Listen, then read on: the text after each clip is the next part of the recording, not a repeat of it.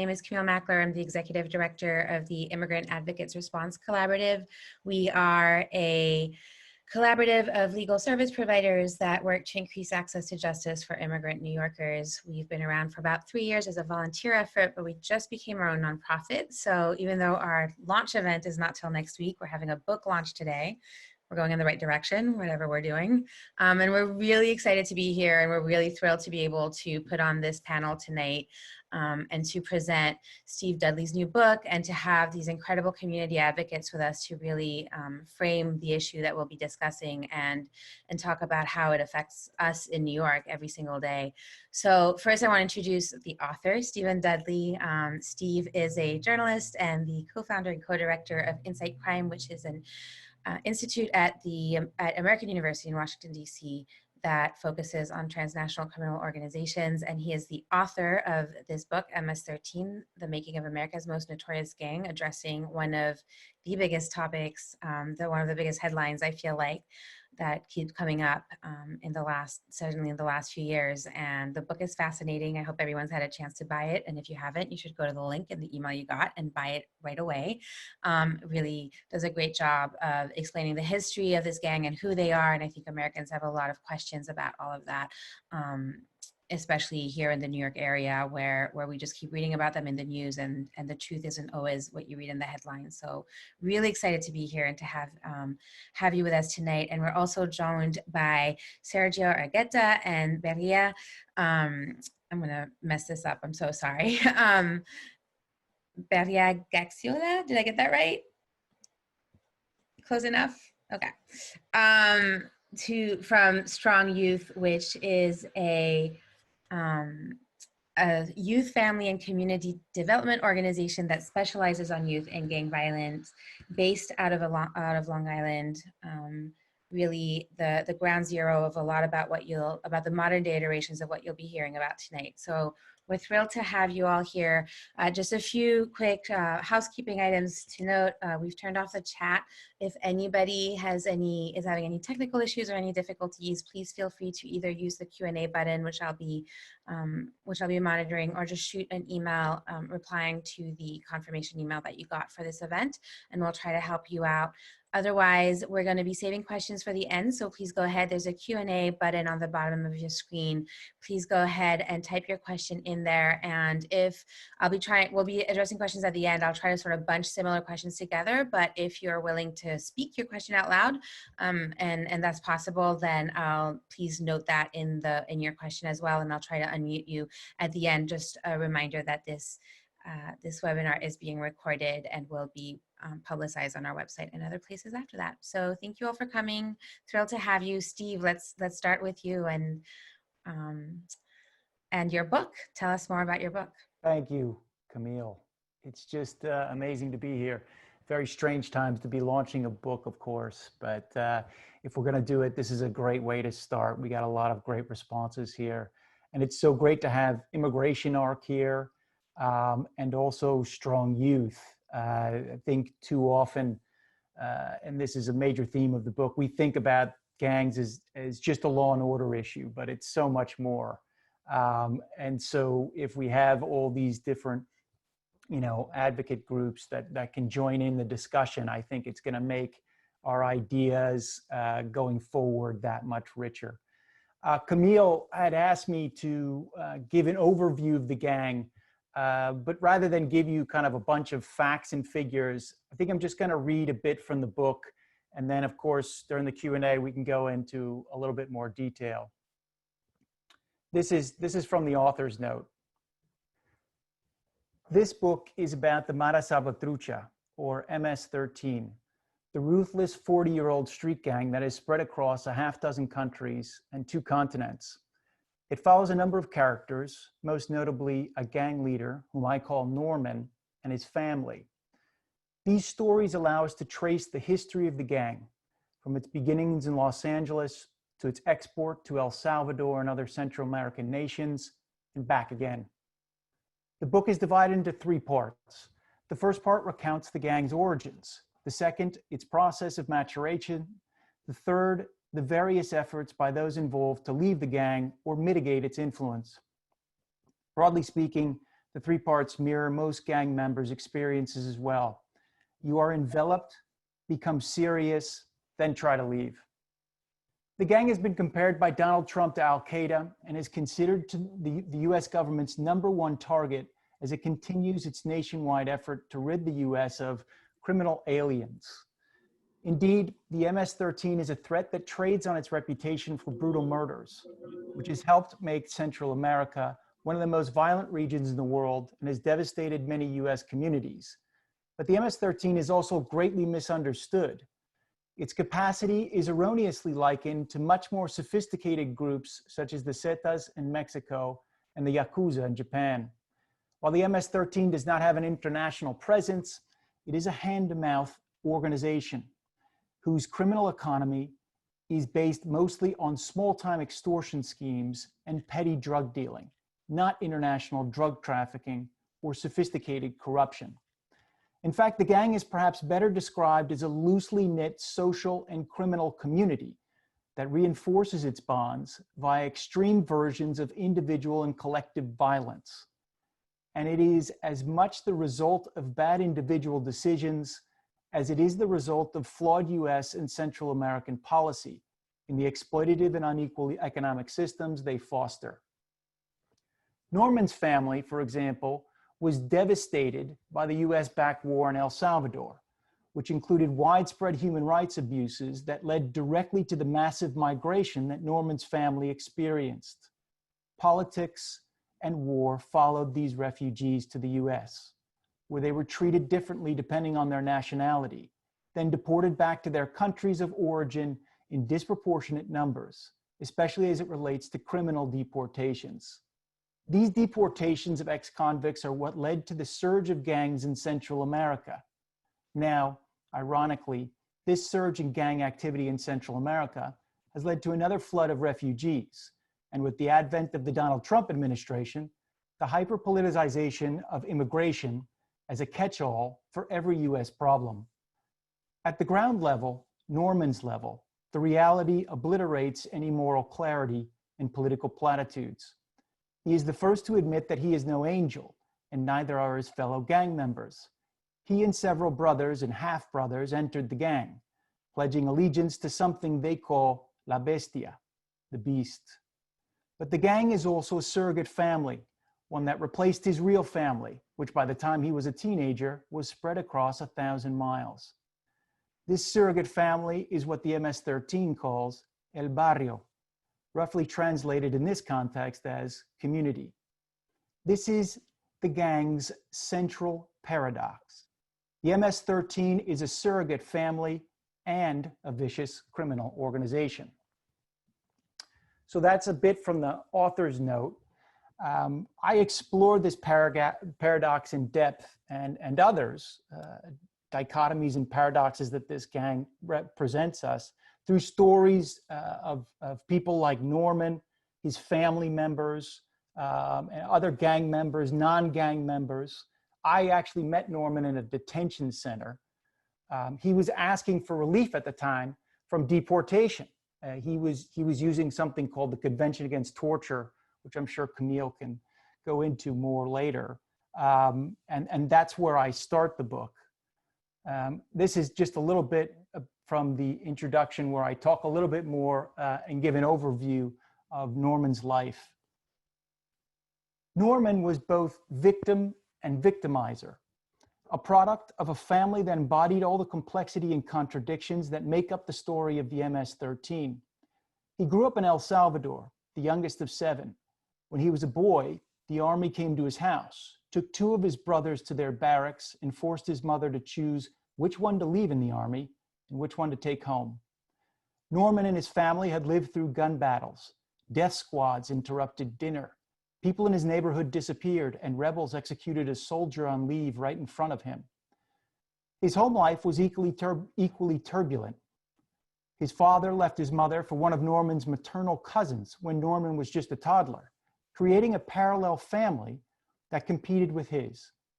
Norman's mother plunged into depression, attempted suicide on at least one occasion. The tumult led to a family exodus. By the time Norman was 16, the civil war in El Salvador was over. but all of his brothers and sisters had fled to the United States. Norman and his family sought stability within the gang. Its brash leaders, most of whom had been deported from the US, became his stand-in guardians. Two of his brothers joined the MS in Los Angeles. Two of his half-brothers would later become members in El Salvador. Norman joined in El Salvador after his most beloved brother, who'd long acted as surrogate father, had been murdered in the US. The MS-13, he decided, would be his family, his community. Together they partied, breakdancing and drinking in the streets. They robbed, extorted, and murdered together. As the gang evolved from a public nuisance to a national menace in his home country, Norman rose through the ranks. By the early 2000s, law enforcement took action, rounding up gang members in a dramatic crackdowns. Norman was convicted for 2 murders and spent more than a decade in prison, where he had a front row seat to the continued evolution of the gang amidst an upheaval in the prison system.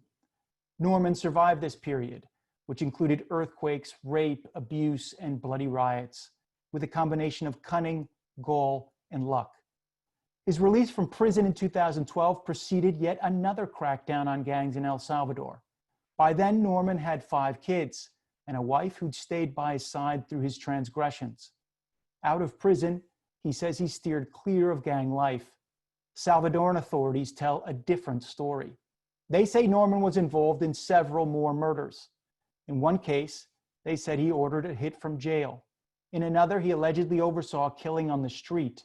In a third, he purportedly ran into a rival at a repair shop and called in a hit.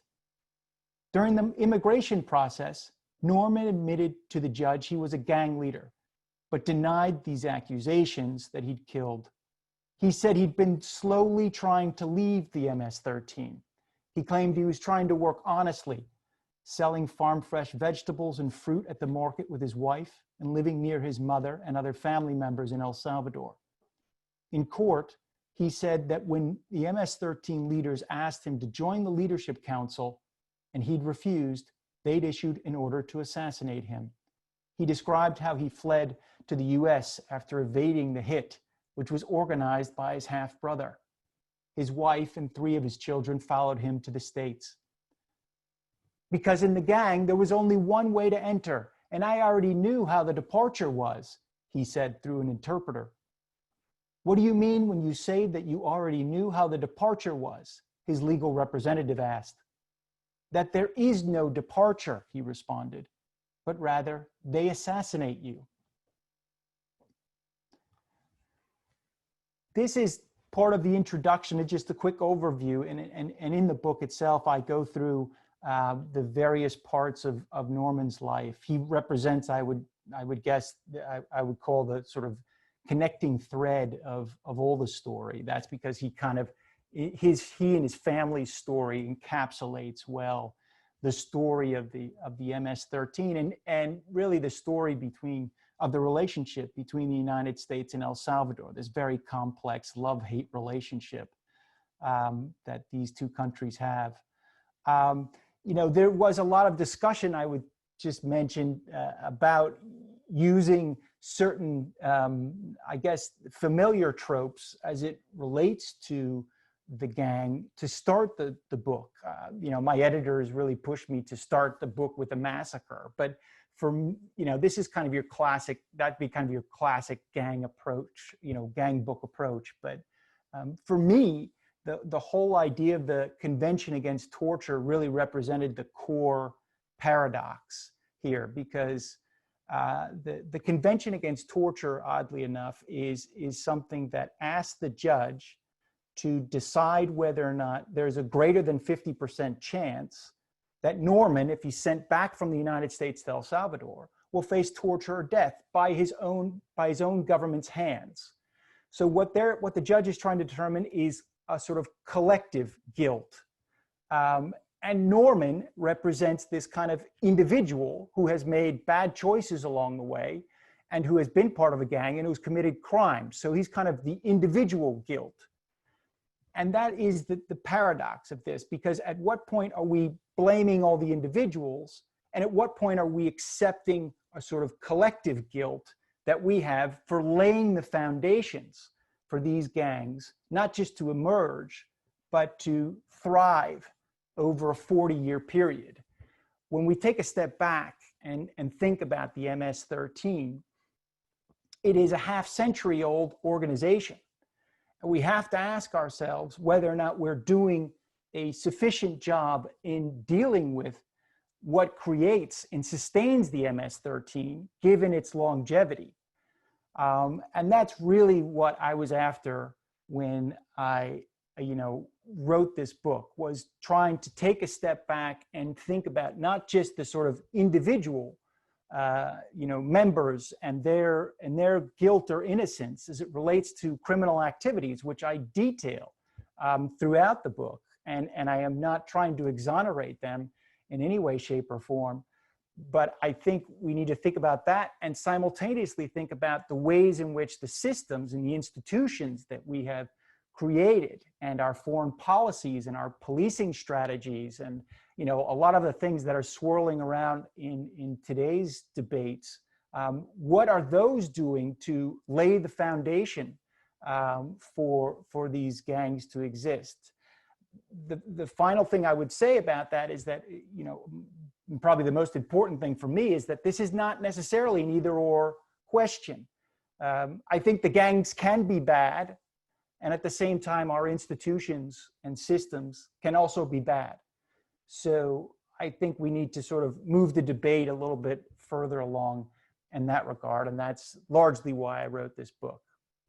Thanks, Camille. I'll turn it over to the great people from Strong Youth now. Yes, thank you, Steve. And I think your book, it's so hard to talk about immigration ever without talking about the real human stories that are impacted by it, because it's all about people, right? The people who are here, the people who are coming, those who are sort of stuck in the system in between, that's just so flawed and cracked.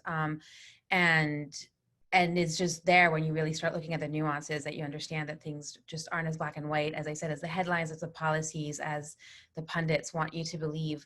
I think an organization that has just been phenomenal and on the ground and living this every single day is Strong Youth, which was founded by Sergio Argueta, and that Beria works with every day. But you guys are really out there on the front lines. I mean, your story is sort of almost picking up where Steve's book leaves off, because you really end in this sort of modern day on the expansion of the MS-13 on Long Island, which is not necessarily recent, but the attention paid to it certainly recent. Can you talk a little bit about, before we get into the real details and the nitty gritty of the book itself and the policy behind it all, can you just talk about what the everyday lived experience? I mean, I think you deal with it every day, whereas the rest of us in New York, it's sort of a sporadic thing. So could you talk about that a little bit?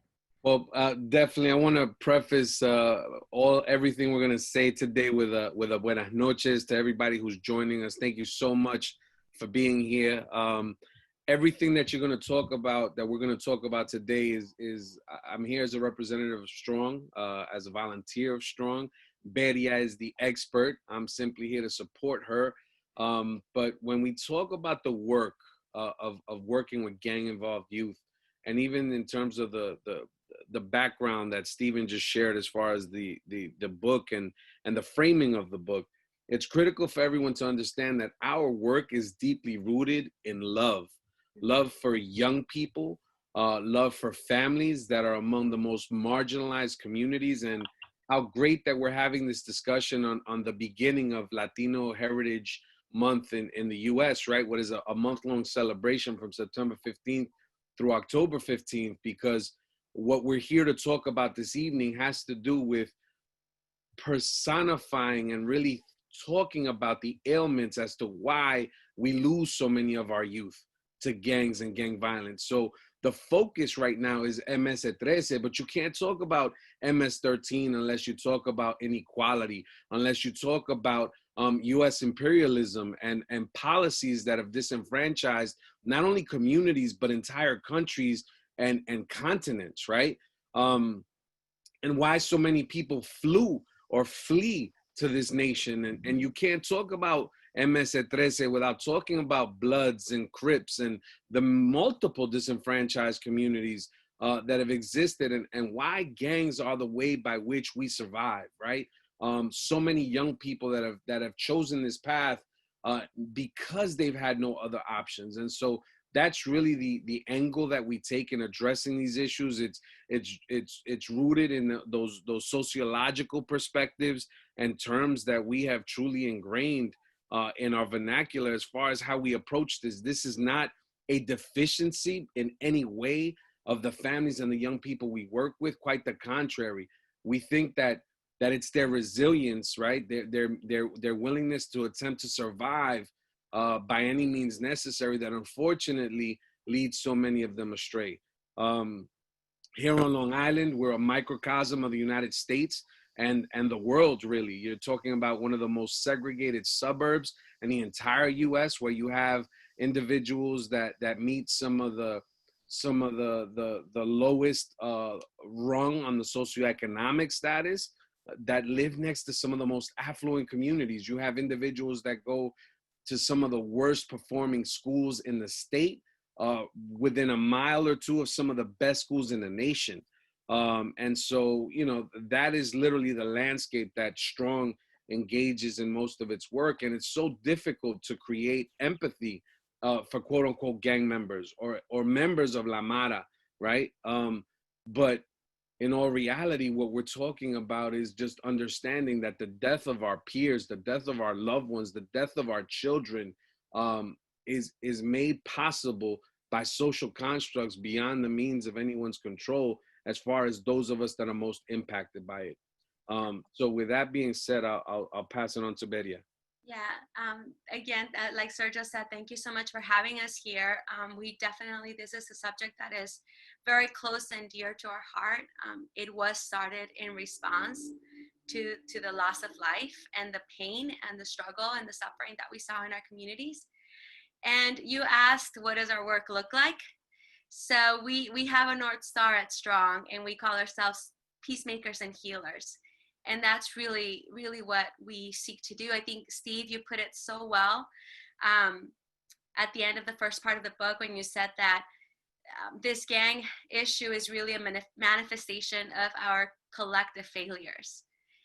And so that is how, like Sergio was explaining, how we approach the work, seeking to nurture healing in a people, in a youth group that is hardy from years of oppression, from chronic traumas, from intergenerational traumas, and they find themselves stuck. They find themselves stuck without many options. Thank you both for what I know is such emotional and passion-driven work. I know we're really grateful to have you here today to sort of put all of this in context. I do maybe want to sort of start by taking a bit of a step back, because I think we've talked a lot about policy failures, specifically foreign policy failures, and wanted to maybe use that, since that's sort of in a way where the book starts with the Salvadoran Civil War, start there with at the beginnings of the gang, and maybe Steve, you can touch for 10 seconds on how this gang really began. For the beginnings of the gang, what foreign policy failures in your mind really put us on the path, as a global society to where we are today dealing with this issue? I think we need to start with the fact that the relationship between the United States and El Salvador is completely unequal. It's essentially a colonial system. We don't call it colonial, but in essence, it's a colonial system. They have been and they still are dependent on the United States economically. There is a strong dependence on, being able to actually move in between the two countries. 1/5 of El Salvador's economy comes from remittances that are sent back from the United States. So there's just this strong dependency. The other thing is that the United States has fought many proxy wars around the world, including in El Salvador. And in the 1980s, that meant, supporting brutal, murderous regimes that displaced, thousands and thousands of people. and millions of people actually, picked up approximately 1.5 million people during a decade-long period and moved to the United States. That'd be Salvadorans. And so you've got this massive population that literally picked up during this very brutal civil war.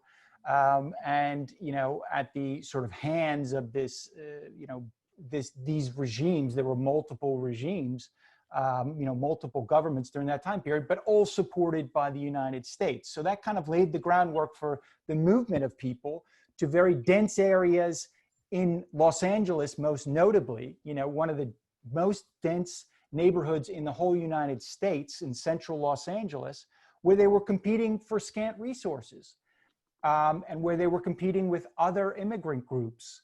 And in that context, you begin to see the proliferation of all types of gangs, and they are fighting with one another. And very often these gangs, have shared identities, shared nationalities, and they have shared experiences. They're escaping war. They're very often escaping abuse in their own home. They've been separated from their parents. There's a lot of sort of commonalities that bring them together. And they're looking for some sort of community.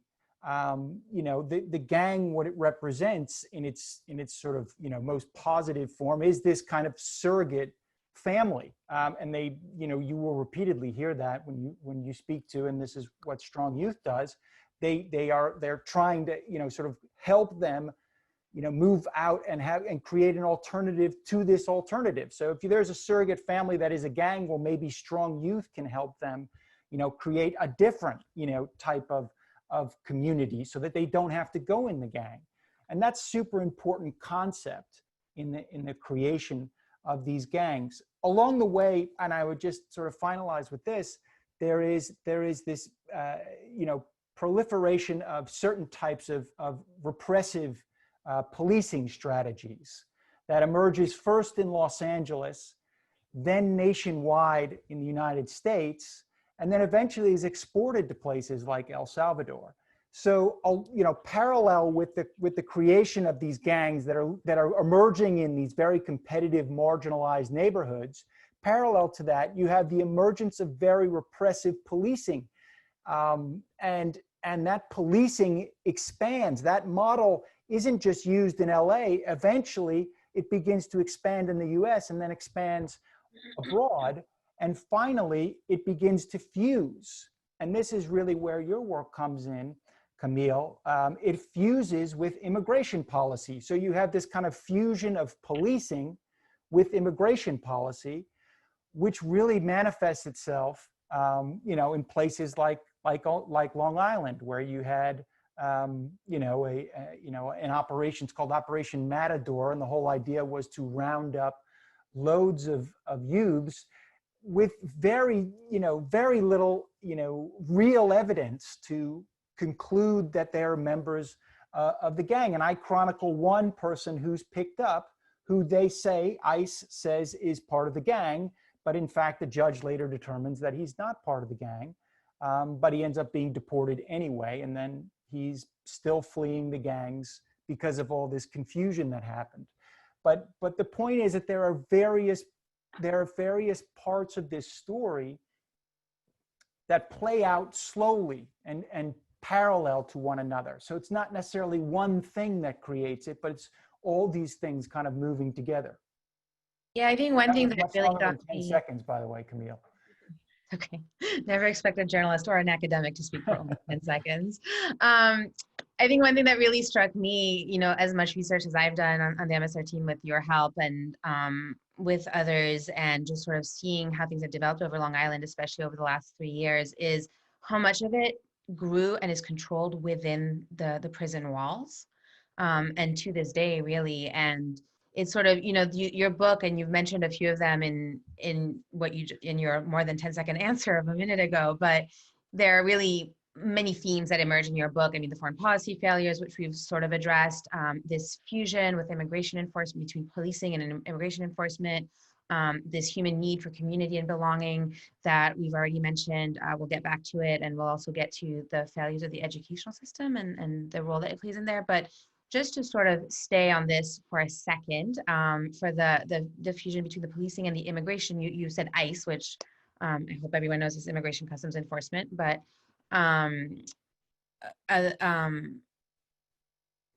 Sergio and Beria, I don't know if you could address some of those themes and how they play out every day in the streets and in the homes on Long Island. And also, I think it would be great if you could also maybe touch a little bit on sort of the racial tensions on Long Island, which I don't think people, most people think of Long Island as an idyllic suburb area of New York City. And if you're not from there, you really might miss the deep racial tensions that exist there.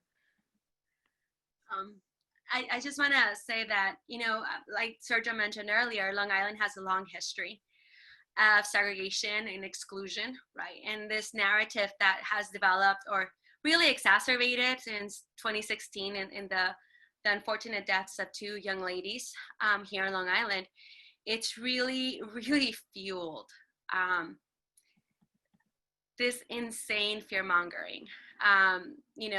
We've been in Long Island. I moved to Long Island a while ago.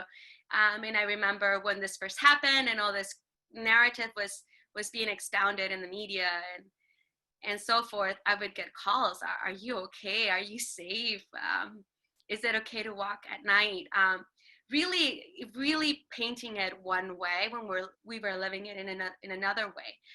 But this fear-mongering really, really led to a really insane ostracism of our people, and in particular our young people, because these kids that looked a certain way really became these monsters, for lack of a better word, in the eyes of the public. So even the immigrant community was afraid to be associated with this group, right? Even churches we spoke to, like pastors that were suddenly afraid that these young people were in their youth groups, libraries that were suddenly afraid that these young people would put in danger the other youth. So these previously safe spaces were invaded by this fear. And so these kids were left alone and boxed together, grouped together. Steven, you addressed that the individual and the group part, but they were really boxed into one category. And all of these kids that were really looking in need of support and facing all these gaps, economic gaps, healthcare gaps, educational gaps, mental health gaps, all these things were left really to fend for themselves, afraid to really ask for help, and very disconnected from the supports that could have provided that healing and that transition into a healthy life, a contributing life here in American society. And that invaded even safe spaces. It's critically important for us to also acknowledge the history that exists here on Long Island as far as the anti-immigrant sentiment that has existed for decades, right? So when you talk about the Long Island landscape, right, these are the suburbs that so many, sort of flee, they flee the boroughs to enjoy this beautiful landscape and have these beautiful homes with picket fences. But they fail to recognize that they create the same inequality here, and there's a social hierarchy, and at the bottom of that hierarchy are those that have the least amount of influence, those that have recently arrived, and lo and behold, during the 60s, 70s, and 80s, right, they were mainly Latinos, and the Puerto Rican migration to the suburbs is more in line with the traditional come up story of those that have that are entitled, if you will, to a piece of the pie. When you then have Latinos that are not entitled, that should not have access, and many of them do not come through legal means, quote unquote, and now they start sort of coming in, you have this anti-immigrant sentiment where, again, even in communities of color where the majority of folks in position of power may be African American, they're least in tune with the Latino community. And so as a result, you have, a Latino community that's marginalized, and Oftentimes, even within that strata, right, within a community like Hempstead or Roosevelt or Brentwood or Uniondale, where they're predominantly African American and Latino communities, even those that were more Americanized and were born here, well, they don't talk to the Latinos that just got here, right? And at the bottom of that totem pole were Central American youth who oftentimes didn't speak the language. And as a result, they were abused. They were treated poorly. They were the victims of crime. Oftentimes, people fail to capture the fact that the majority of our young people join gangs as a means of a false sense of protection, right? This idea that if my community can't, if my family can't keep me safe, and my school's not keeping me safe, and these social institutions that are supposed to keep you safe are failing to do so, I'm going to now start protecting myself. And oftentimes the only folks that are there to protect and offer that protection are are these street organizations that say, I got your back regardless of what, when we know it's a false sense of protection, because all that's going to do is, lead you down this path. But while this is all manifesting, we have political machines and politicians that are using these folks as the scapegoat and the quality of life, right? Why these individuals are here to take from us. And, there's 15 to a house. And so during that time in the 90s, you had fire bombings in Farmingville, fire bombings where young skinheads, individuals that prescribe to this Aryan Nation ideology firebombed the house where Mexican immigrants lived. You had individuals showing up to day labor sites where they were picking up day laborers only to go assault them and beat them up and attempted, and make murders happen. So these same elected officials who were Democrats in Suffolk County, by the way, a county executive by the name of Steve Levy, who just fueled this anti-immigrant, anti-Latino sentiment. It fueled all these inequities that occurred during the 90s and the early 2000s. So when these young kids come in 1995 and 1997, which is really when MS grew here in Long Island, you already had Latino gangs and African-American gangs, and these kids were being beat up and bullied. And so they started their own cliques. Some of them came, they knew about it already. Maybe they were involved. And as a result, La Mara grew here on Long Island. And, simultaneously, they too started victimizing their own community, and hence the growth of 18th Street, right? So these were the Latino-based gangs that didn't exist on Long Island that suddenly saw this natural migration and progression and growth. Thank you, Sergio. I think you've all hit on a few really interesting ideas, and unfortunately we don't have time to go through all of them. So first thing I want to say is everyone should go and buy and read Steve's book, because a lot of that, I think the questions would be answered there. The sort of the who, what, when, the MS-13 101 of all of it, right? How they recruit, how they're organized, how they're sort of their leadership structures or lack thereof, you really sort of intersperse throughout the book. But I think a really big question, it really does revolve around this sort of MS-13 101, like who are they, how are they recruited, how do you leave the gang? The media has really, I think, portrayed, and politicians on both sides of the aisle have portrayed this sort of idea of an invading army of MS-13 members who are coming.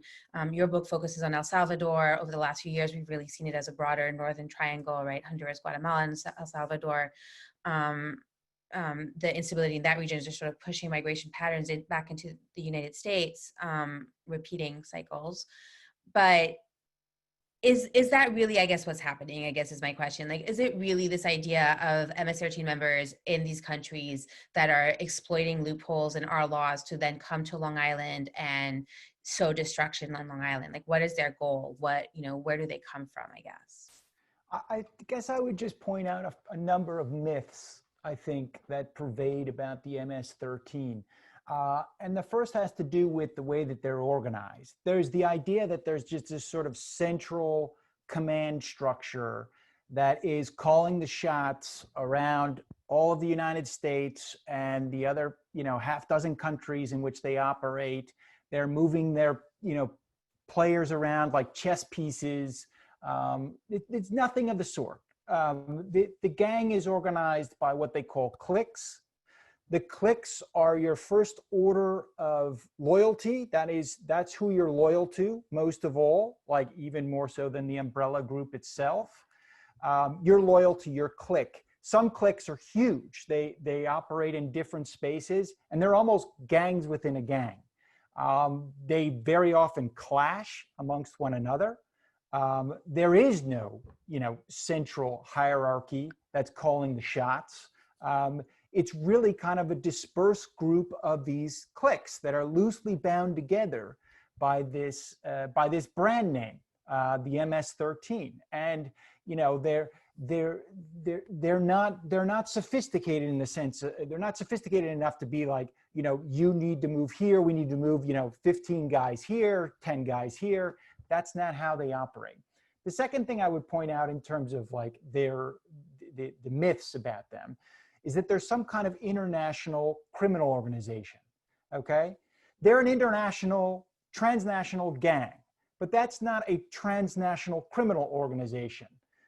We have been looking at this at Insight Crime and also through my book, systematically looking through every single judicial record we can get our hands on, and none of it illustrates that they have taken what is seemingly a really great natural criminal network that operates in all different places, and they've never been able to, for example, move a kilo of cocaine from El Salvador up to Long Island and sell it, okay? 40 years, and they haven't been able to do that.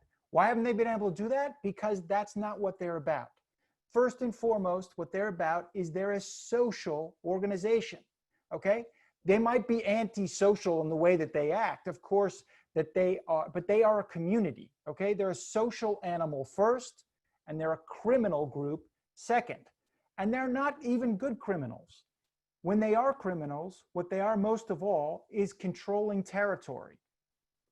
By controlling territory, what does that mean? That means that they can mostly, and this is how they mostly make their money, they can extort the people who are in their specific geographic space.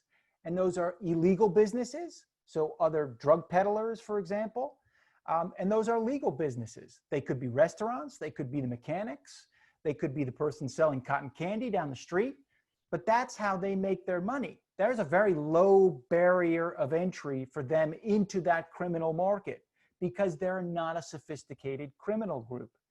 So you have all of these kind of myths swirling around them. I guess the last one I would mention is just size. There's this notion that there's hundreds and thousands and they're overrunning, it's even mentioned by politicians like Trump, who says they're occupying cities or overrunning cities. These cliques that they're organized in, for example, in Long Island, you will hear in the hundreds, anywhere 4 to 5, if you talk to the police, right?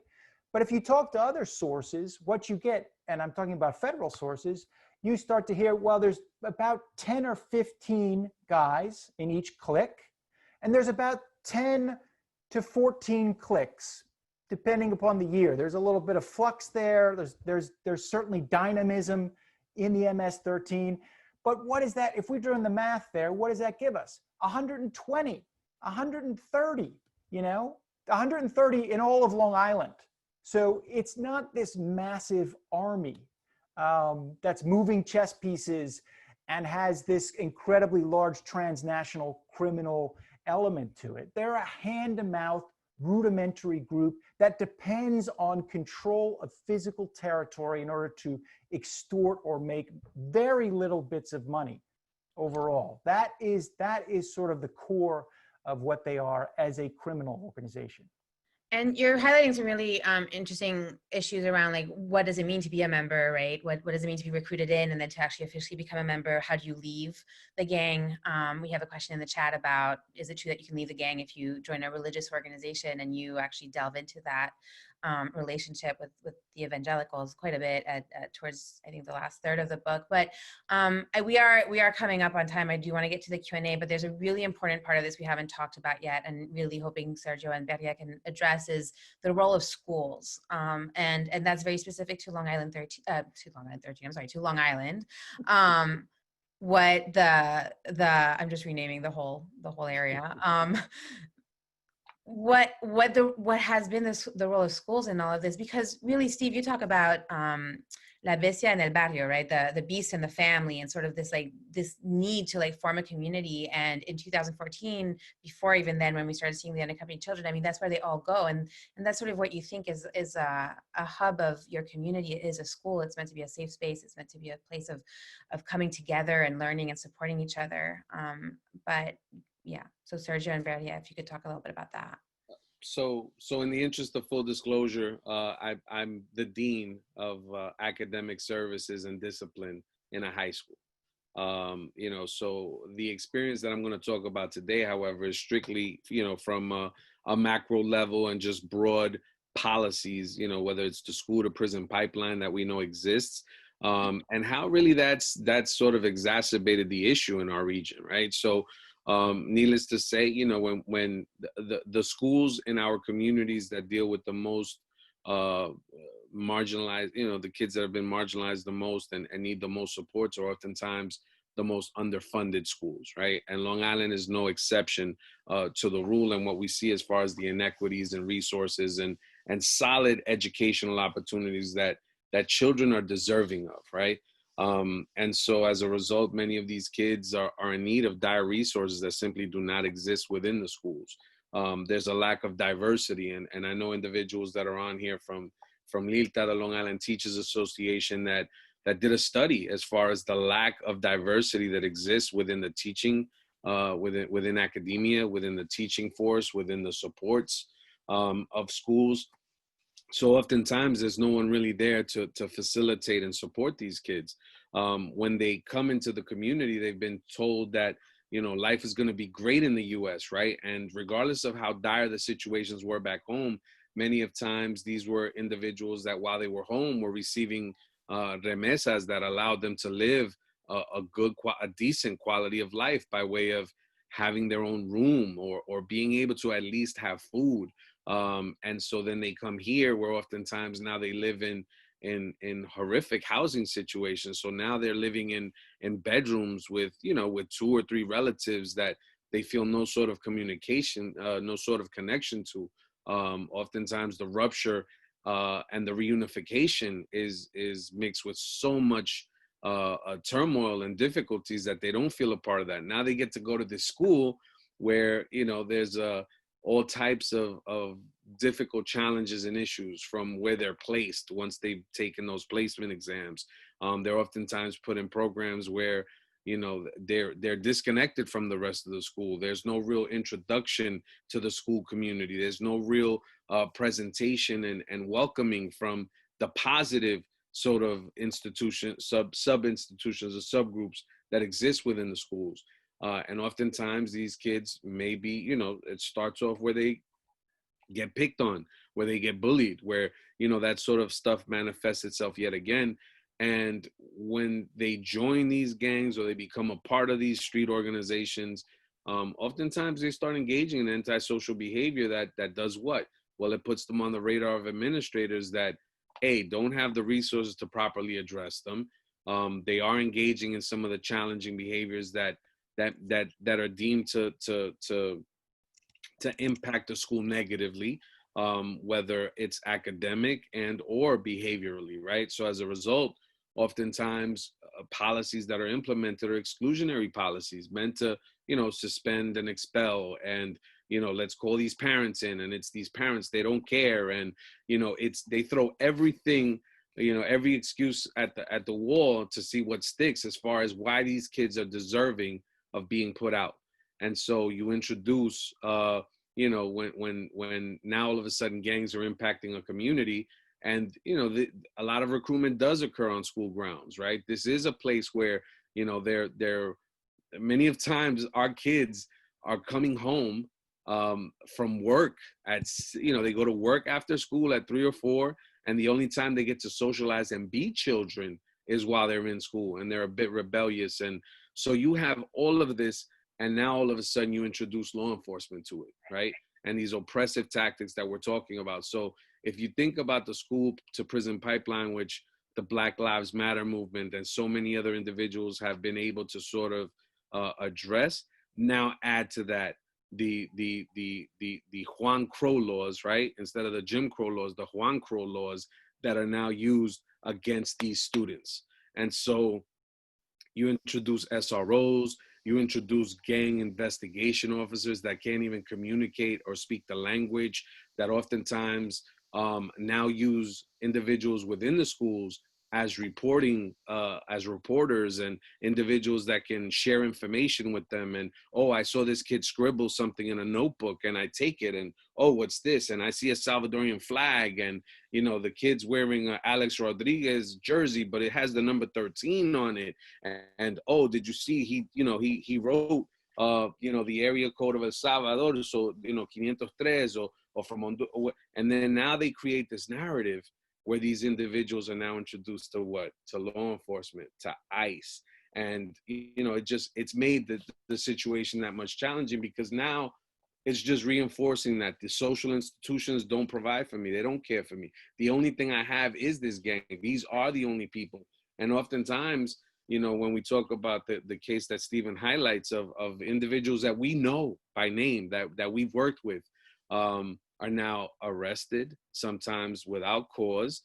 There is no real due process. And even when they find out that due process was violated, well, it's too late. We got you on the retainers. And so you see it play out on documentaries like Netflix, right? Who's highlighting and capturing just this disdain for this population, or this lack of empathy, or for due process or laws or anything. And as a result, regardless of whether or not you did anything wrong, you don't belong here and we're deporting you. And so that's how the schools are actually making the situations a lot worse, instead of attempting to interrupt that recruitment and that horrific that horrific circle that just that revolving door that just doesn't seem to stop. If I could just add, just as an example, we had a young man who had a lot of needs. He was actually in special education and had a lot of social emotional needs. So he sought the help of a guidance counselor. And the guidance counselor, became a little flustered, for lack of a better word, at what he was describing as being harassed and tormented, in the school. And so she decided to bring in the school resource officer into the counseling session. And the school resource officer, began asking, in his way, interrogating the student. And obviously the student felt violated, threatened, clammed up, and, in a way learned that school was not safe, a counseling office was not safe. And all this inner turmoil, there was no answer for it. And I think that just highlights the kind of the gaps that we're talking about. And one of my biggest concerns is not only for those kids that we work with, this immigrant population that is in dire need of nurturance and peace and support and love, a welcoming, but we're also allowing the flaws in an under-resourced, broken school system to continue because we're blaming it all on immigration. And I know it's a very simplistic way to put it, but that's my fear for for all of Long Island, is that we're just saying, it's immigration, it's these unaccompanied minors, and we're allowing these flaws, these fragments of our educational system to continue expanding. If I could just jump in there real quick, Camille, one of the stories that I try to tell is this one. It's towards the end of the book, and it's an attempt to really understand, how how far we've come in terms of the sort of fusion of all these different things. So it's not just that the policing has fused with immigration policing and immigration enforcement, but now that policing and immigration enforcement have penetrated the schools. They've made a couple of references to the SROs. These are the school resource officers. These are police officers. These police officers are essentially, gathering intelligence.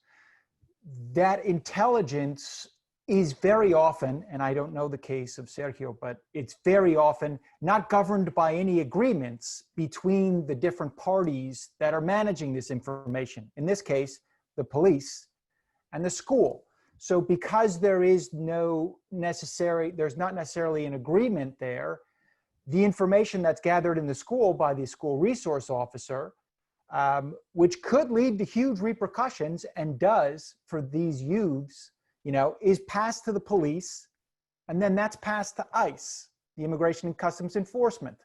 And then the Immigration and Customs Enforcement uses that information to develop their lists to go out and pick up suspected gang members. And this is, and the important word there is suspected, because, in the research that I've done and what we've done at Insight Crime is we found that there are 44 different definitions of gangs in the state law books across the United States. So there is no consensus about who is a member of the gang and who's not a member of the gang, but yet they're using these sort of very nebulous passages of information and these little bits and pieces of information that Sergio mentioned, the 503 code, whether or not they're wearing certain types of colors.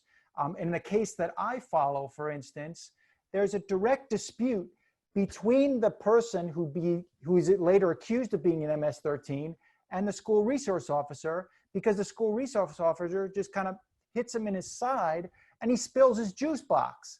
And then he gives the guy, they're in the lunchroom and they have a stare down. Well, no school resource officer is going to accept that. So he begins to write him down. He begins to chronicle everything he does. Who knows how biased that particular school resource officer was, but that information lands in ICE's hands, and then ICE goes and picks up this kid and he ends up being deported. So these kinds of things are not governed by any sort of agreements or clear consensual understandings of what they're trying to do. They're playing out in this kind of ad hoc way, and we let it happen. We let it happen because these are brown communities, and no one seems to care about what's happening to these kids. And so not only are they brown communities, but just to add a little more context there, they're oftentimes their parents are just getting to reconnect with them. So there isn't that connection. Right. These parents oftentimes can't advocate for their kids. Right. Right? They don't know the laws. They don't know what they're entitled to. They don't understand what opportunities. And not only that, you're also dealing with school administrators and school officials that inadvertently may document something that can have a completely negative impact on someone, right? And for good reason. Like, social workers, for example, a kid walks in and actually connects with a social worker and lets out some things. And this individual is just taking notes to assist them in the next session, but those records could be seized, and, or an administrator can go in there and see that and be like, oh no, this kid is a part of that gang. And that gang is not only on the radio on my way to work, but I get to see the impact they have on the community when I see the graffiti and I'm looking at all these news reports, and then I come home and I look at the news, the local news, and I see these heinous crimes, and oh no, I got to protect my building. So it just creates this again, impacts our young kids in so many different ways. And again, none of it is being monitored. None of it is being, it's gotten away from us. Yeah, thank you for that. I do want to get to the questions. We have quite a few questions that have been lining up, but I think it's something that's just really not spoken about. I think, Sergio, you're just so right. And I know I see it as an immigration lawyer and as an immigrant advocate where, we think that these kids are reuniting with their parents and they're here, seeking safety. And that's not it. I mean, they're parents who they very often resent, who they haven't seen for 10, 12, 15 years. The parents themselves are typically very overwhelmed.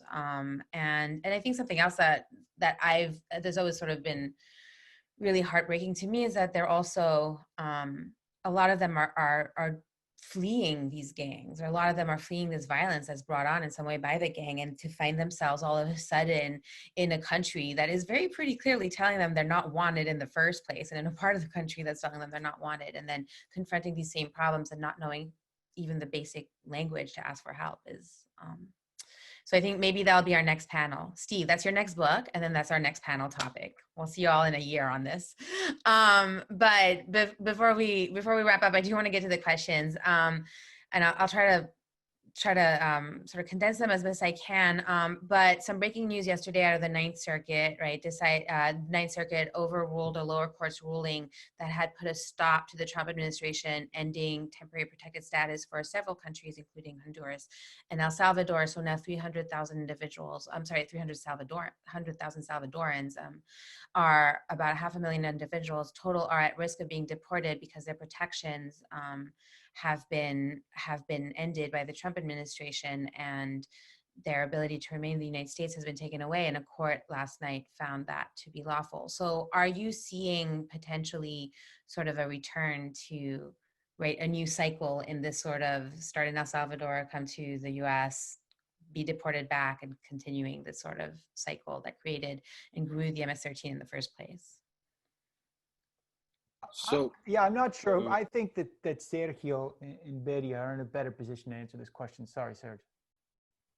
So I think that, I mean, first off, I feel like my warriors, my immigration lawyers that are on the front lines do the best they can with this, with again, meager resources compared to what the federal government is dealing with, right? So while I think that, clearly another serious blow, unfortunately, I think that the deportation process never stopped, right? And they may, unfortunately, many more of our children, or these individuals will be deported. But it's the same cycle that has existed in the 90s occurred in the 2000s, and in the 15s and 20s, and we're going to continue to see this until we actually begin to address the root core issues in Latin America. And I saw one of the questions was, talking about, is El Salvador to blame, or, you can't talk about these countries unless you talk about what the U.S. has done within those countries, right? And, there's documentaries and books that have been written about the destabilization of governments and of movements by the people to try and create a more just and equitable society within those same countries that were destabilized by the U.S. regimes, right? And the murders that occurred during the 70s and the 80s that were committed by Salvadorian, soldiers that were trained here in Fort Benning, Georgia.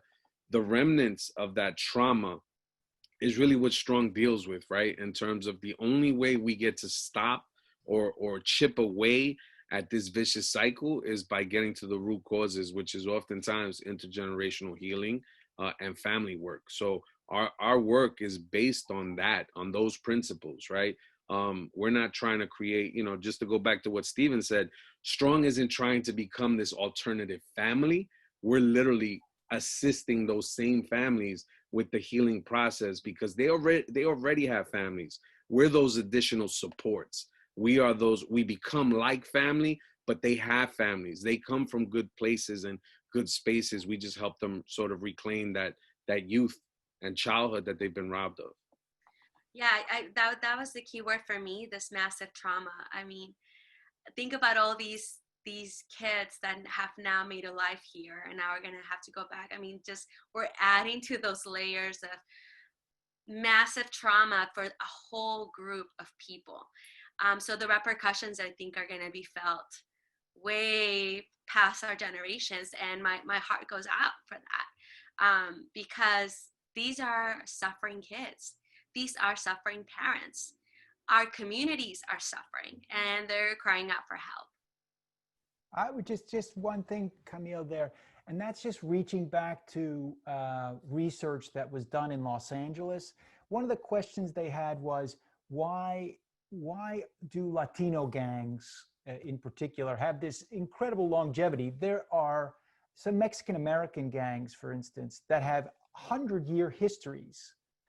And one of the things that they point to, among others, is this idea of criminalizing this migrant group in particular. So this sort of constant criminalization and marginalization of in particular Latino communities continues that sort of cycle of battling amongst the immigrant communities themselves. They're fighting each other for scraps, really. You know, the smallest bits of the pie, but they're fighting each other for the jobs and for the resources and everything else. And that is what perpetuates the lives of these gangs. So I would expect the same thing to happen here. The longer you perpetuate these cycles, and the perpetuating the cycle in particular of criminalizing particular groups that are trying to come in and literally work for a living, then you are going to prolong the lives of these gangs. Thank you all. And we still have some questions. I want to get to them as long as our panelists can stay on, but we are a little past the hour. So I just want to take an opportunity first to thank you all for being here. Like I said, I'm happy to stay on, keep going through these questions. Steve, if we want to hear more about your books, what else you're up to, stevendudley.com. I know that you and Sergio are doing a repeat of this for Hofstra University in a month or so, I believe. And that'll be on your website. We'll be sending out an email to everybody who registered through the Eventbrite website, thanking them for today, and we'll include the websites for all of these organizations, and we'll include the information on all of these events, and we'll try to include some additional resources on the topics we've talked about. I also would be remiss if I didn't plug my own organization. We are having our own launch event. We're a lawyer army. We started the morning of the travel ban, the Muslim ban at JFK Airport. We all just sort of showed up and figured out what to do.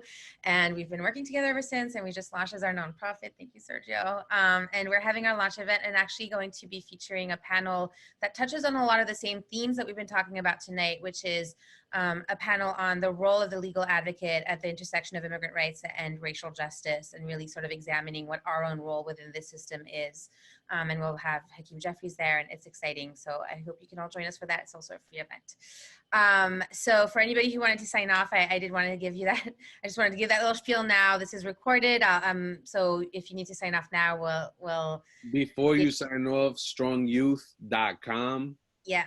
Camille, you're a bad host. You went to Steve and you left us out. No, I didn't. I said you were going to be in the email. Okay, strongyouth.com. So make sure you check out the website, Beria. Get in touch with Beria and that additional contact info. Yeah, no, I'm sorry. Let me make it clear. We will be sending out an email tomorrow. There will be all the links.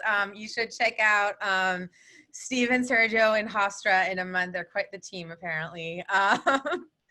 So yes. So let's get back to the questions for those who still want, who are still here, which is still over 100 of you, which is pretty amazing. So there's a question about how, Steve, you've done a really great job, and this actually dovetails back into what Sergio and Beria was saying a minute ago, but Steve, you've done a great job of humanizing and not romanticizing gang members. And I was taken by the fact that none of the folks you portray in the book had a healthy upbringing. It's cliche in a way, but it seems like they all come from very disturbed and troubled home and family situations. Certainly that was the case with Norma. Is that correct? Have you known of gang members that come from a healthier home environment, family or home environment? And does this suggest other ways to deal with the issue? And Sergio's nodding. Maybe we can let him have a go first, since I was a bad host before. You're gonna have to. I'm gonna go ahead, Beria, because I know you'll do a better job at that than me. Go ahead. I'm just gonna say that yes, family restoration, family healing is a key component, but it is not the only gap. We've talked about so many pressures and discrepancies and disparities that we cannot summarize it to just family. And we have. I would just say that there have been, some studies of this as well, and certainly efforts to work on, early childhood development, entering in and working, having social workers work with families. These are all ways in which we can begin to address this violence in the home, which seems to be a thread throughout many gang members' experiences, and indeed criminals in general. You'll hear this. But these are the least sexy items on any policy agenda. It's so hard to get these things funded. It's so much easier, which is why we go through these cycles over and over again, to get the police side and the repressive side funded. These are long-term, type projects that cost a lot of money. They very often emphasize, the kind of worst of the worst. So no one wants to spend money on the people who are like the most troubled. So they are they're not very politically palatable. And that makes it very hard for them to get funded, unfortunately. And Yeah, there's some- I would be remiss if I didn't add that we have individuals that come from intact families that, you know, are doing well socioeconomically compared to other individuals within the same communities that actually still fall for the same traps. The lure, right? And, you know, if we all sort of go back to what we thought was cool in high school, you know, or during that adolescence phase from 12 to 18, the things that we thought were cool and cute are suddenly, you know, when you look back, you're like, wow, how crazy was it that I thought that was attractive, that I thought that was exciting, that when in reality it was just harmful, right? And so, you know, for those same reasons, popularity, you know, young men trying to impress young women, trying to get attention, the idea that good boys, you know, good girls like bad boys, right? And just the romanticizing through music and film and all these other media outlets that makes it look where this is the thing to be. So until we start empowering and inspiring our youth to really see what real, you know, manhood looks like by way of love and you know, countering that aggressive male image that's, you know, that hyper masculinity that gets oftentimes promoted as this is the thing to be, until we counter that, until we start empowering and working with our young ladies and showing them, you know, the true beauty as far as, you know, just empowerment intellectually and just where they come from. Until that happens, we will lose those kinds of young people to the same traps. I think a theme that's sort of come up in some of the comments we've been getting in the Q&A this evening is, you know, how do we get this out there? How do we talk more about it? You know, and so I just want to reiterate how grateful I am to all of you for being here tonight, the participants, the panelists. I think moments like these are just so important in books like these, and certainly the work that Strong Youth does at www.strongyouth.com on Long Island. You know, that I'm just, yeah, I guess I just want to say I'm very grateful for all of it. I mean, one of our goals at Immigrant Arc, beyond increasing access to justice for immigrants, is really to have a better conversation on immigration. I'm the daughter of 2 journalists, and I know the power of words, and I know the power of like how things are portrayed in the media. And that's one thing that we really want to get at is these are human stories, and you need to get the human, the humanity behind it before you can make any informed policy choices. So that was just to address some of the comments in the Q&A from my perspective. Feel free to add to that, but just to keep going in the questions, a question and a comment from Jacqueline. For Steven, can you talk about the relationship between the MS-13 and governments of El Salvador, Honduras, and Guatemala? Would you agree with the way MS-13 is described as a shadow government of one or more of those 3 countries? And an added note to Sergio, thank you for talking about the needs of the marginalized communities and the importance of empathy and love when working with them. I would strongly disagree with the characterization of shadow government in any of those places. There is an antagonistic relationship between sorry, that's my dog, between the gangs and the governments in all these spaces. Now, there are certain spaces in which they are working actively, you know, with individual or groups of policemen, for example, that can facilitate, you know, certain needs that they might have. And in some cases, we have seen them, you know, sit down and try and have, you know, hash out and have agreements, especially during campaigns, election campaigns, with political parties. But they've never been able to sort of establish any sort of long-term relationship. So they're not really a shadow government. They're something very much more antagonistic. And sort of related to that, the next question is actually, can you talk about the connections between the US-backed 2009 coup in Honduras and the proliferation of gang violence due to inequality? And if I could tack on actually my own question to that, your book really centers on El Salvador, but MS-13 has grown beyond El Salvador in Central America, has it not? Or is that? Extremely strong in both Honduras and Guatemala. There's a, I would say, a decently strong presence also in places like Mexico. And even to the south now, we're getting south of El Salvador, you know, in Costa Rica, for example. but in those three countries, El Salvador, Honduras, and Guatemala is where it is strongest. The evolution of the gang in each of those places has its own kind of, trajectory. I didn't get into that. I think El Salvador is certainly the strongest in terms of presence. El Salvador is the smallest of those three countries, and they're much more in the rural areas than they are in the other two countries. In Guatemala and Honduras, they're much more concentrated in the cities themselves. So that's just one difference among many.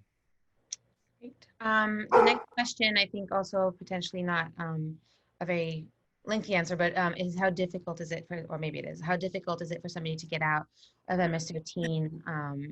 We've heard stories that if they become a religious leader, he can get out of the gang. Is that true? And I would refer back to your book because you do talk quite a bit about that in your book. But if you have any quick thoughts now. I'd let these guys jump in as well, because I'm sure they have a lot of knowledge about this. My experience is that MS-13 is one of the most difficult gangs to exit. There are certain avenues that are available. The most notable of them is via the evangelical church. And it's not a sort of, there is no kind of uniform escape hatch though. I mean, and the other thing is if you do exit, you have to ask for permission and you have to follow what you say you're going to do. If you go out and say you're going to join the evangelical church and you don't, and they catch you, drinking and cavorting and things like, there can be severe repercussions for that. So it is a very difficult exit process, and the MS-13 is one of the most difficult, if not the most difficult, to exit. So this is where I create a little excitement for the group, because we've been in sync and kumbaya for the last hour, right? But, even the great Steven Dudley, I think maybe, first off, the majority of gang membership and individuals that do this research know that there's definitely a connection in terms of age and you actually being an active gang member, right? So during the adolescence phase, right, into the 20s, into your 20s, it's the time where most individuals actually engage in gang crimes. Why? Because they're out there, right? And they're a part of the neighborhood. They want to protect el barrio, and they're out there on the corners. As you get older, especially when you've been shot, when you've been stabbed, when you've served serious times, whether in the Salvadorian prisons or the U.S. prisons, there comes a point where you simply do get tired of the lifestyle. It's draining physically, emotionally, psychologically. Those that have psychological trauma and have been impacted to the point where borderline psychopaths, right? Those individuals are going to be in that lifestyle for life. They're going to commit crimes and do everything they need to do. But the overwhelming majority of them, whether they're here locally or from a transnational landscape, you see that they simply they're not out there as much. They stop banging, right? And yes, if you're younger and you commit yourself to this righteous path, if you will, by way of religion. It's not just evangelicals. It's it's Christianity overall, which is the faith that is most dominant throughout Latin America, right? The idea that you're no longer going to be on the block and you're going to be away from us. That's sort of the narrative I mean, that's the reality that we've lived. A lot of the individuals that I knew personally that were gang members in the 90s and in the 2000s in this local vicinity, that were MS-13 are no longer claiming it at this point, right? And some of them even volunteer for us. They come in and they talk to younger MS-13 kids and they'll pull up their shirts and say, yo, like, I thought this was it too. And look at the gunshots and look at the stab wounds and look at the pain. And even those that have been deported, when they get back, there's organizations, a sister just is writing from El Salvador here, talking about the work they're involved with, right? We know Homies Unidos is attempting to do some of this work, and there are more, or transnational organizations doing this type of work on the prevention and intervention side. So it's important for us to kind of push that, because to me, that's still one of the things that everyone is still pushing way too hard, which is once you're in it, it's almost impossible to get out. And it's quite the contrary. we know through our I would experience. just let me just qualify something, Sergio. I think you're right in general. I think that I'm getting caught up in semantics anyway. An official exit, you know, I think that what I found, speaking to the older gang members, is they kind of just drift out of it. Right. There isn't necessarily a kind of formal, deinitiation ceremony. They just drift out of it. They get old, like Sergio was saying. They have families. They have other interests. They have jobs. You know, I mean, that's the other thing about this gang is that they work. They're all working. You know what I mean? It's this idea that it's just kind of full-time job is just an absolute myth. They get arthritis and diabetes, and they get old and They get old and everything else. So yes, they when you get up. They don't leave, right? They just the gang word is calmao, right? They're just calmed. That they just drift out of it, and no one bothers them anymore. So and that's kind of how they get out. So the last question I want to ask, there's a lot more questions in the chat, and I just want to point out that if I'm not actually asking them right now, is because they're answered in the book. So I highly encourage you to buy the book. Buy it from the link that we provided, and you'll be supporting a small local independent bookstore up in Albany, which is where IARC is based out of. So we appreciate the support of our local partners. But one question that sort of comes up in a couple of these, both to Steve and to Sergio and Beria, a little bit of a peek behind is, well, Steve, there was a question about whether you traveled to El Salvador to meet with some of these protagonists in your book, and I sort of answered that on the side saying yes, and you talk about it in the book. But there is a question for all of you about how you work to create the trust with these, gang members, gang-involved youth, or not so youthful anymore in some of their cases, and I'm saying that because they're my age, but how do you work with them? How do you create the trust? How do you create those barriers? And then sort of maybe related to that, how do you use that to shape beliefs, to shape not the individuals you work with, but like to sort of have these moments of public discourse where we can really, try to shape like public narrative on these issues? I think you guys need to talk about the trust thing because this is your day-to-day work. Yeah. I think kids just want to be, they're kids, they're people. They want to be seen and heard and valued. They're looking for community.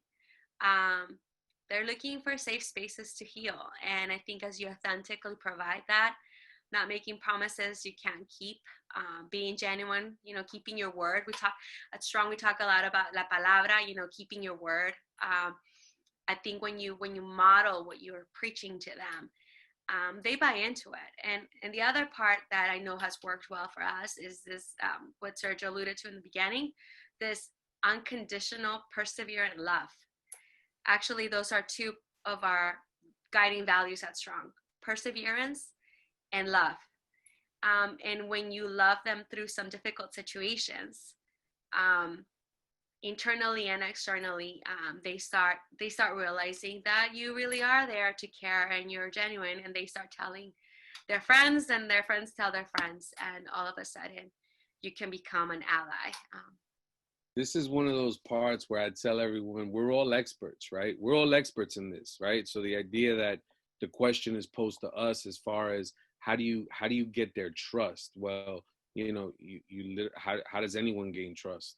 Right? You make sure that there's certain core principles as far as the way you carry yourself, the way those actions, the way your words manifest into actions, and the way and consistency, right? So, as far as doing research, so many of our researchers, they speak to drug addicts, right? They speak to, people that may be in prostitution and these various areas. And when you start talking to them on a human level, it's when you get the real nitty gritty. It's where you get the meat. And so, I have, unfortunately, we've had some tremendous losses at S.T.R.O.N.G.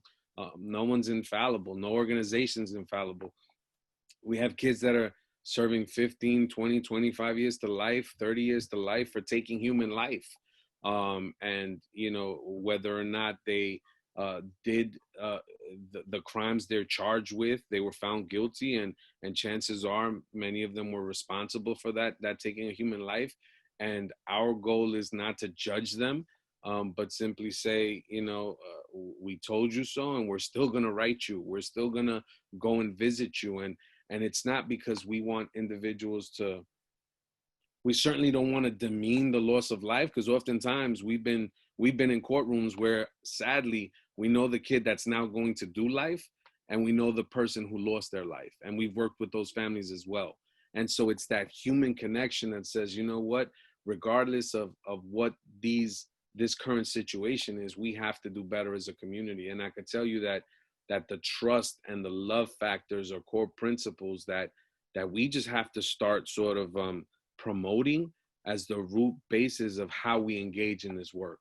So the work that you do as an attorney, Camille, the work that Steven does as an author, as an educator, right? The work that Beria does at S.T.R.O.N.G, it's all deeply rooted in some of the same core principles where we say all children deserve dignity. We need to sort of implant that worth of every person, their right to sort of become whatever they choose to decide to become, and just helping them along that process. That's at the core of this work. Thank you, Sergio. Well, Steve, before I turn to you for final words, Steve, I just want to say we didn't talk a lot about immigration because there was so much other things to talk about. And I think that's exactly how we need to talk about immigration, is talking about the issues that affect all of us. But as somebody who started her career spending 8 years every single day in immigration courts and in immigration detention centers, and on behalf of my members who deal with this every day on the front lines, you know, the fact that your book starts and ends or nearly ends in immigration court just really sort of drives home for us this connection. And this was our first event as our standalone nonprofit, and I can't think of what could have been better, what conversation. We want to have these better conversations. I don't know how we could have done any better than we did tonight. So from the bottom of my heart, thank you to the three of you. Steven, do you want to give us some final words? No, just a shout out to Strong Youth, the unbelievable work that they're doing. I'm so glad that they could join me on this. And I think it's just part of this process of bringing other voices into this discussion. And also to you, Camille, you've done so much work to pull this all together. And I know that your organization is going to have great success. So we look forward to interacting in the near future.